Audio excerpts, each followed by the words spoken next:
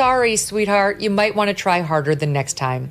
But in any event, we gave her absolutely nothing. The headlines around Hollywood are often loud, but every now and then, a story erupts that cuts through the noise and forces people to pay attention. News broke in July that Lively had begun sending subpoenas to podcasters and others who had said or written negative things about her. That's exactly what happened when news broke of an escalating legal clash between Blake Lively and Justin Baldoni, her co-star and the director behind It Ends With Us. What started as a film adaptation of a best-selling novel has spiraled into one of the most explosive public disputes in recent memory, complete with allegations of harassment, bullying, smear campaigns, and now subpoenas aimed not just at fellow actors, but at journalists and independent commentators. At the center of this firestorm is Blake Lively herself. She has accused Baldoni of sexual harassment and professional disparagement, a charge that landed like a thunderclap in an industry already scarred by years of hash of Me Too revelations. Baldoni, for his part, did not retreat quietly. Instead, he countersued, claiming that Lively was weaponizing her influence to shift blame for her own disastrous press tour. Baldoni cross-claimed, saying Lively is a nasty bully who is unfairly blaming and disparaging him for the negative press she generated with her disastrous promo tour around the release of their movie back in August 2024. A promotional campaign so poorly received that it left the film buried under negative coverage. But the legal maneuvers did not stop with their courtroom filings. In July, whispers began to circulate that Lively had gone beyond Hollywood's usual battles of statements and counterstatements. She was sending subpoenas to podcasters, journalists, and online commentators who had dared to criticize her. From high-profile names like Candace Owens and Perez Hilton to much smaller independent creators, more than a dozen people suddenly found themselves pulled into a legal brawl they never imagined being part of. She targeted more than a dozen journalists and online creators, igniting a free speech firestorm. We can now reveal that we were among those targeted by Blake Lively. Yes, she actually tried to get the confidential and proprietary materials my team and I used for any and all stories about her. What should have been a dispute between two stars had expanded into a fight about free speech itself, igniting debates over whether the wealthy and powerful can silence criticism by sheer force of money and legal pressure. Among those unexpectedly drawn into the crossfire was veteran broadcaster Megyn Kelly. She revealed that she and her team had been targeted by Lively subpoenas, with demands for internal communications, sources, and even financial records, requests that Kelly described as both invasive and insulting. According to her account, Lively's legal theory was that Kelly could not possibly have formed such harsh opinions on her own. Instead, she must have been swept up in Baldoni's alleged smear campaign, maybe even on his payroll.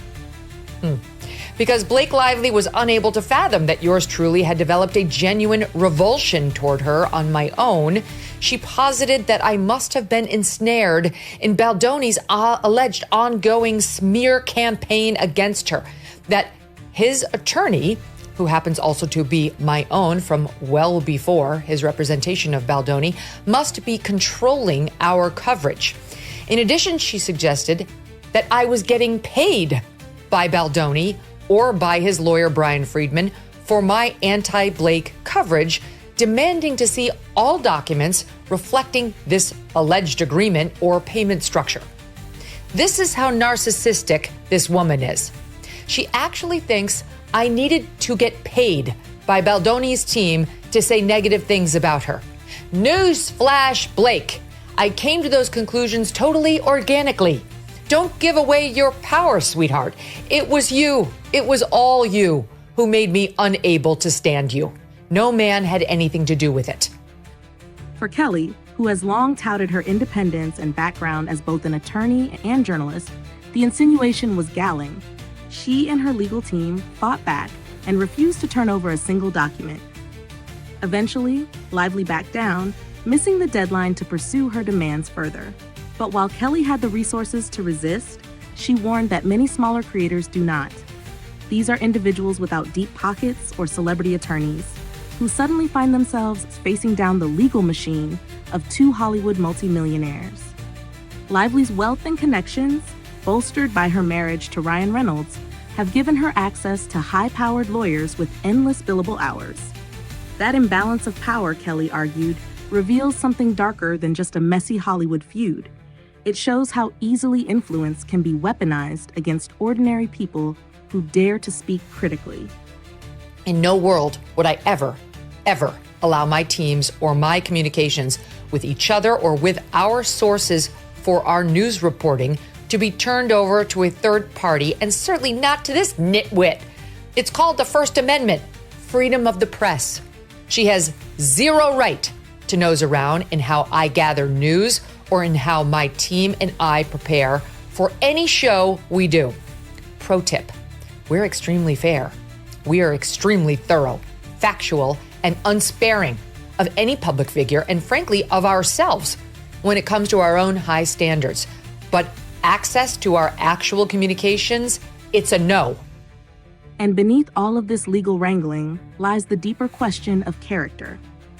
Critics have pointed to Lively's history of prickly interactions, from press interviews, where she appeared to belittle reporters, to claims from crew members and interns who described her as cruel, dismissive, or hostile on set. Each new allegation, each resurfaced story, has added fuel to the growing perception that this isn't just about one lawsuit or one bad press cycle. Instead, it's about whether Lively's public image of charm and grace is crumbling under the weight of testimonies from those who worked closest with her. It's ironic, of course, that in an effort to disprove that she's an unlikable bully brat who did not deserve any of the negative press she received, Blake Lively acts like an unlikable bully brat who cannot believe any of that negative press could possibly be genuine. So I will just say this. I came to this case entirely open-minded. Go back and look at the first interview I ever did on this case of Brian Friedman, who is Baldoni's lawyer. It was probing. I raised many of her defenses. We talked about the Me Too stuff, all of it. And I underscored to the audience that I don't have a horse in this race at all. I had nothing against her. It was not until I saw how many allegations she clearly made up and reached the independent conclusion, as someone who practiced law for a decade and has been in journalism for 2 more, that she was glomming onto the Me Too movement to try to save her reputation, that I finally realized she's a terrible person.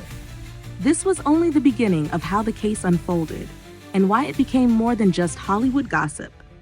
It turned into a collision of reputation, power, and truth, pulling countless others into its orbit.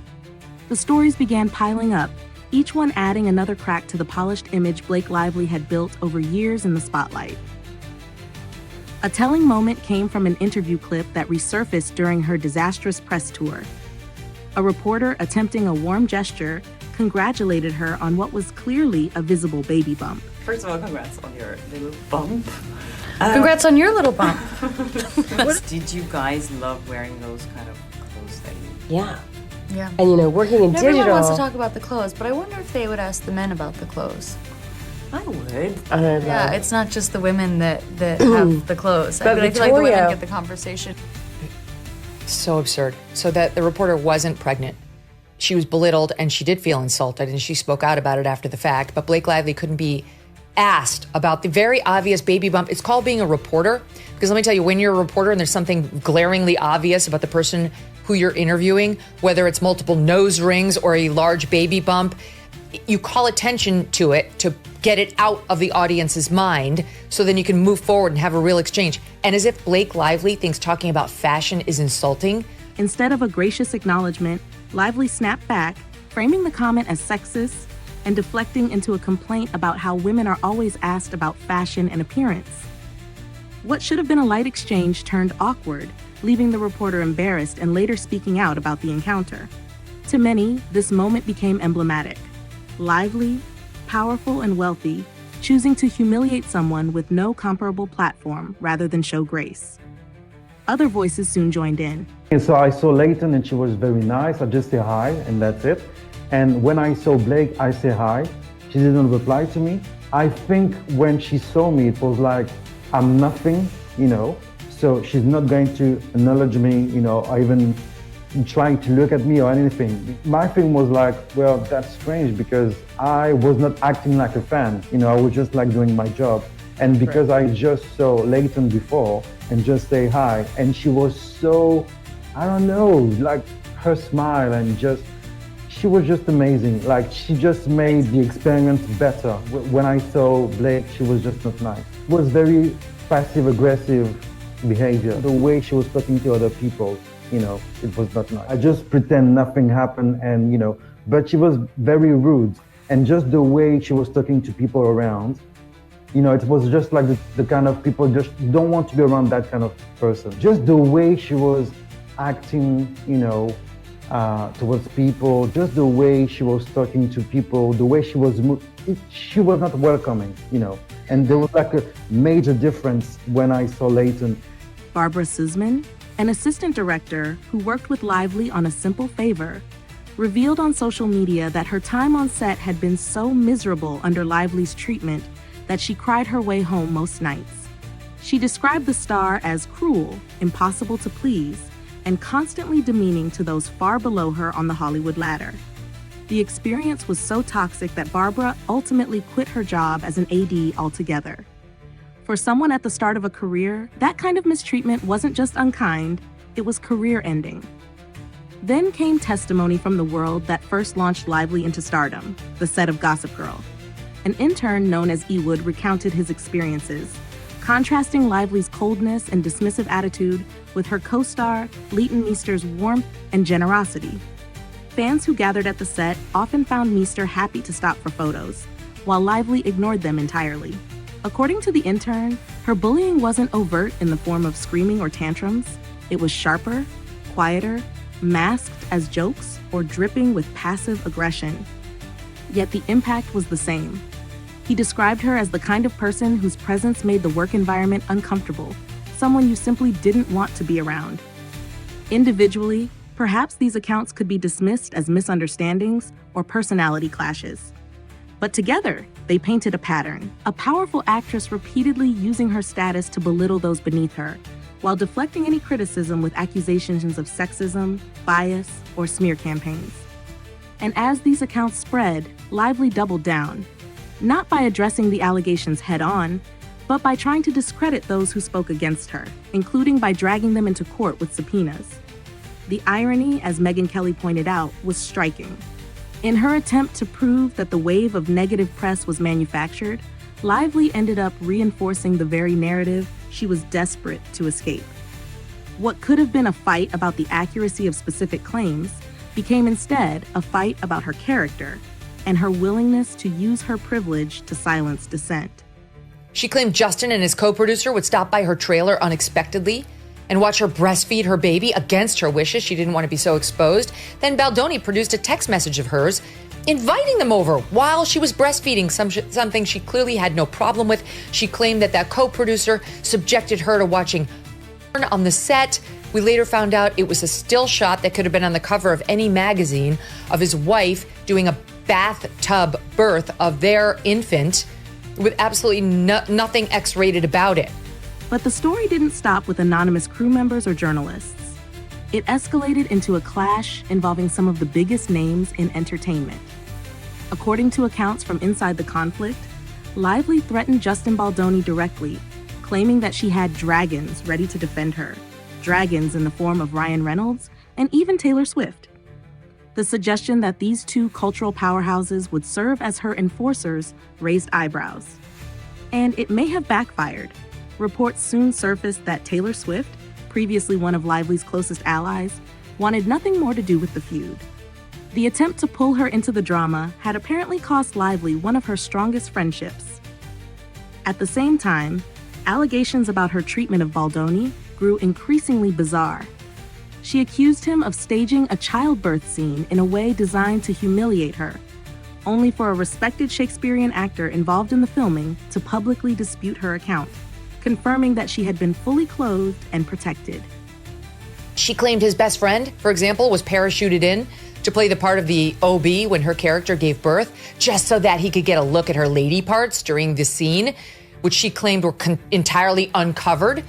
Well, that man, a Shakespearean actor, has since gone on the record saying he's an acclaimed actor with many credits and that Miss Lively was fully covered in biker shorts for the scene in question. She claimed Justin and his co-producer would stop by her trailer unexpectedly and watch her breastfeed her baby against her wishes. She didn't want to be so exposed. Then Baldoni produced a text message of hers inviting them over while she was breastfeeding, something she clearly had no problem with. She claimed Baldoni and his co-producer intruded on her privacy while breastfeeding. Yet text messages later showed she had invited them into her trailer herself. She even accused them of exposing her to pornography, a charge undermined when the supposed pornographic material was revealed to be nothing more than a still image of a home birth, intended as artistic reference. Piece by piece, these accusations collapsed under scrutiny, making it harder for her legal team to present a coherent case. But the damage to reputations, hers, Baldoni's, and those dragged into the subpoenas, was already being done in real time. What began as a fight between two co-stars had, by this point, swelled into something far bigger. It was no longer just about Blake Lively and Justin Baldoni. It was about the nature of power in Hollywood, the fragility of reputation, and the way wealth can be wielded as a weapon. For observers like Megyn Kelly, the case had become a cautionary tale. The story of a celebrity so unwilling to face criticism that she sought to erase it by force, and in doing so, only amplified the perception that she was every bit the bully her critics claimed. The accusations against Baldoni revealed the extent of this pattern. To hear Lively tell it, she had endured harassment on set, intimidation from her director, and even inappropriate exposure during filming. But as evidence surfaced, her claims repeatedly fell apart, contradicted by other actors, undone by her own text messages, or shown to be wildly exaggerated. What should have been serious allegations capable of destroying Baldoni's career began to look more like an attempt to wrest creative control over the film. Reports suggested that she had clashed with him over everything from wardrobe decisions to the editing process, demanding authority well beyond the role of an actress. When he refused to surrender total control, the legal accusations began to fly. By now, the comparisons to other high-profile figures were impossible to ignore. Like Meghan Markle and Prince Harry, who have often used litigation to muzzle unflattering coverage, Lively appeared determined to silence detractors not by disproving them, but by overwhelming them with legal firepower. Yet, as Kelly pointed out, this approach betrayed something deeper, a conviction that no genuine criticism could exist. To Lively, every negative opinion had to be part of a conspiracy, every harsh word the product of someone else's payroll. The possibility that her critics spoke from genuine experience or authentic disgust seemed unthinkable. That, in the end, may be what doomed her campaign. Because while the subpoenas and lawsuits made headlines, they also spotlighted the imbalance at play. One of Hollywood's most famous couples, worth tens of millions, using their resources to hound podcasters, interns, and independent creators who lacked even the means to defend themselves. Kelly and her team could afford attorneys to push back.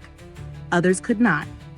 And it is in that gap, between those with resources and those without, that the heart of the story lies. It also raised uncomfortable questions about the true nature of celebrity. For years, Lively had cultivated an image of effortless charm. Her social media filled with carefully curated glimpses of family life, her red carpet appearances styled to perfection, her marriage to Ryan Reynolds presented as Hollywood's most enviable partnership. But the portrait painted by those who worked with her told a different story. One of cruelty behind closed doors, of disdain toward fans, of a relentless need to control the narrative at any cost. The collapse of her friendship with Taylor Swift, if reports are to be believed, was symbolic of this larger unraveling. Swift, who commands one of the most loyal fan bases in the world, had little incentive to attach herself to the wreckage of Lively's image. For someone who had once been positioned as part of Lively's inner circle, the withdrawal was a stark statement. Even allies have limits. In the end, the saga left more questions than answers. Could Lively recover from the reputational damage, or had the attempts to silence critics cemented her as exactly what she sought to disprove? Would Baldoni's counterclaims restore his standing, or had the controversy itself permanently tainted the film he had worked so hard to create? And what of the smaller voices? the podcasters, the journalists, the assistants, who now stood as collateral damage in a war they never asked to fight. What is clear is that this was never just about one film, one lawsuit, or even two clashing egos. It was about the collision of fame and accountability, and about whether the wealthy elite of Hollywood can bend truth to their will, or whether in the end, truth has a way of breaking through, no matter how powerful the hands trying to suppress it.